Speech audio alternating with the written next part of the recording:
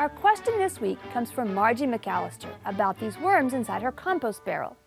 After being away for 3 weeks, she returned to find quite a few of them clustered inside the cover. We reached out to Wizzy Brown, AgriLife Extension entomologist, for a species ID, and Wizzy identified them as the larvae of soldier flies.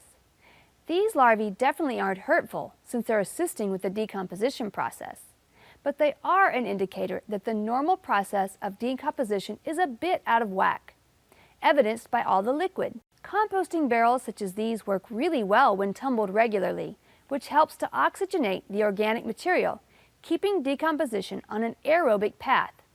But while Margie was out of town, the mixture sat, untumbled, in the heat, quickly moving over to anaerobic conditions. To get the process moving again, add some brown material, such as shredded newspaper, to dry it out a bit, and get to tumbling to reintroduce oxygen into the system. Our plants this week come once again from our viewers who are taking care of wildlife and observing it in action.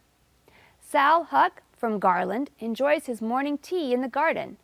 Often the bees join him for breakfast on his vitex tree, also known as chaste tree. Stephanie Limerick has lots of pollinators, beneficial insects, and birds thanks to her habitat garden that's chemical-free. Bees really go for the African blue basil and stick around to pollinate her squash blossoms. She found a crab spider on a coneflower and a sweat bee on the leaf of a sunflower. There are also butterflies, of course, including cloudless sulfur on this evolution violet cultivar of Salvia farinacea. In Flatonia, Erica Rivers ordered a Texas superstar Muy Grande hibiscus for her mom after seeing it on CTG. Mom Agnes Ficus really loves those huge summertime flowers.